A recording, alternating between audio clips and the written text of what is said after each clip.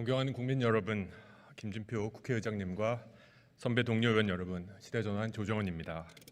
저는 10월 29 할로윈 참사 국정조사에 대해 반대하기 위해 자리에 섰습니다.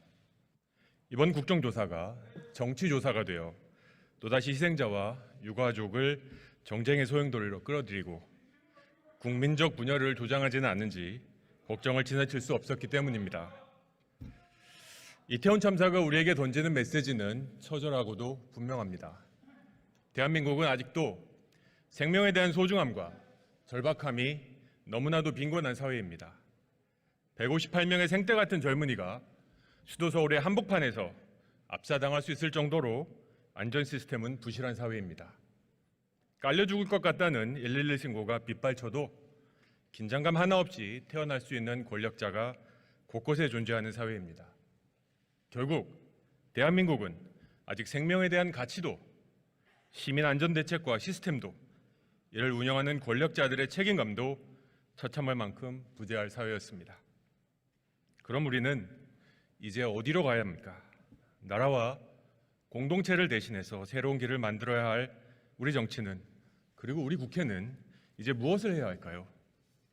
저는 믿습니다. 남겨진 우리들, 그리고 우리 정치는 이를 악물고 이 참사를 정쟁의 소재로 소진하지 말아야 합니다.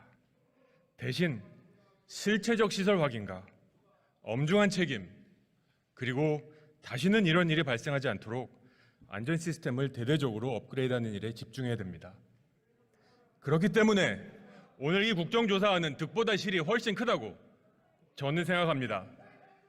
의원 생활을 오래 하신 선배 의원 여러분, 저보다 잘 아시지 않습니까?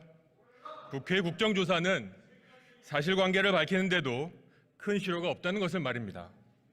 대신 지금과 같이 고성과 막말의 유혹을 못 이긴 정치인들과 극렬 지지자들이 주도하는 정쟁의 소용돌이가 될 가능성이 너무 큽니다. 왜 우리 정치는 10월 29일 할로윈 참사를 세월호 시즌2로 만들려고 합니까? 저는 세월호 참사가 있었을 2014년에 세계은행 파견으로 예루살렘에서 근무하고 있었습니다. 스마트폰으로 전달된 뉴스 속보를 보면서 그 아픔이 진도에서 8,159km 떨어진 예루살렘에도 고스란히 전해왔습니다.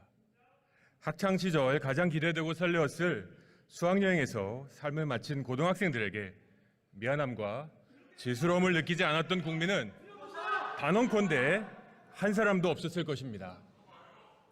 모든 국민들이 진상규명을 원했고, 그래서 국회에서 아무런 이견 없이 국정조사가 시작되었습니다.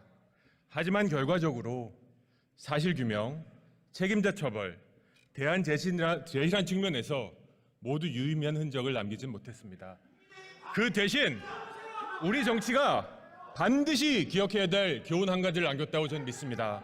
바로 국민의 생명을 정쟁의 소재로 삼는 참사 정치의 가장 큰 희생자는 바로 유가족과 희생자라는 것입니다. 그리고 국가는 산산조각으로 분열된다는 것입니다.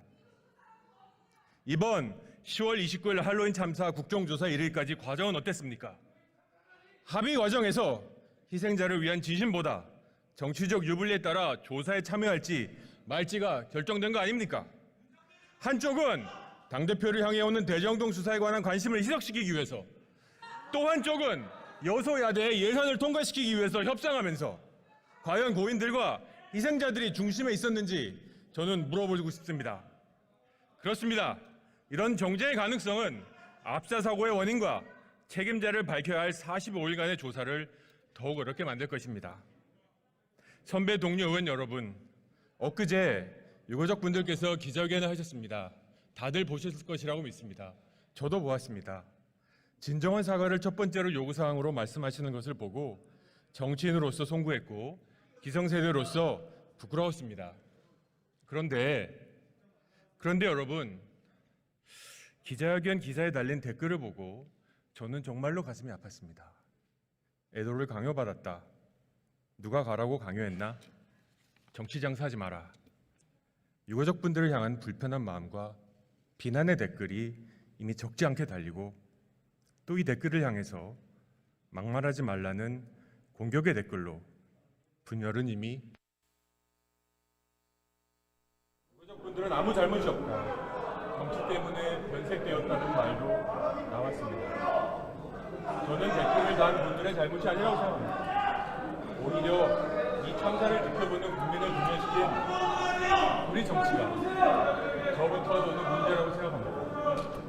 무력한데 오늘 이 국정조사는 이 분열을 더욱 증폭시킬 것입니다. 지금 보십시오. 이 분열을 국정조사가 담아서 과연 희생자분들이 어떤 마음을 갖겠습니까?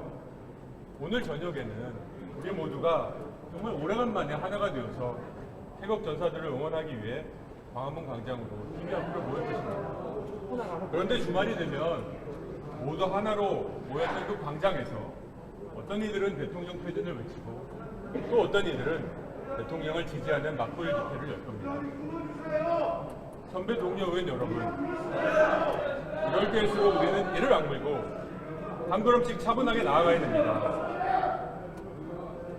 검찰의 자체 수사가 미진하면 검찰의 수사와 감사원의 수사를 통해서 실체적 진실을 밝혀나갑시다. 이 과정에서 수사당국이 사실을 숨기고 있다는 정황이 발견되면 국회는 특검을 하면 됩니다. 혹시나 여당이 이를 반대하면 제가 속한 법사위에서 패스트트랙으로 진행하기 위한 찬성표를 기꺼이 던지겠습니다.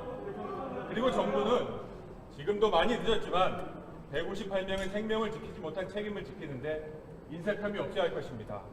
아직까지 내 탓이오 정치적 책임을 지겠다는 사람 하나 나서지 않는 모습을 보면서 정치라는 업이 무한 책임이라는 책임감도 자존심도 이 정부엔 없는지 정말 묻고 싶습니다. 정말 제 토론을 마치기 전에 제가 지난 국정감사 과정에서 인연을 맺게 된 고 이해람 공군 중사 아버님과 나눈 대화를 짧게 나눕니다. 혹시나 참사를 당한 유가족의 마음을 제대로 헤아리지 못하는 것이 아닐까 싶어서 전화를 드렸습니다. 다들 아시는 대로 고 이해람 중사는 겪어보지 않고는 상상할 수 없을 만큼의 비극을 겪고 스스로 생을 마감했습니다. 아버님이 말씀하셨습니다. 이제 내가 이미 세상을 떠난 우리 딸 예람이를 위해서 하는 것은 책임자에 대한 단호한 처벌은 무엇이지만 고통을 조금이라도 위로하고 다시는 이런 아픔이 생기지 않기 위함이다.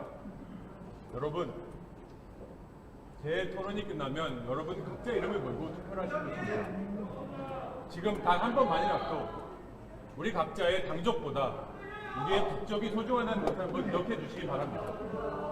우리 각자의 이름을 걸고 이 대한민국, 이 후배들과 우리 자녀가 살 대한민국이 지금보다도 더 갈라질 수는 없다는 생각으로 여러분 반대해 주십시오. 여러분 기권해 주십시오. 감사합니다.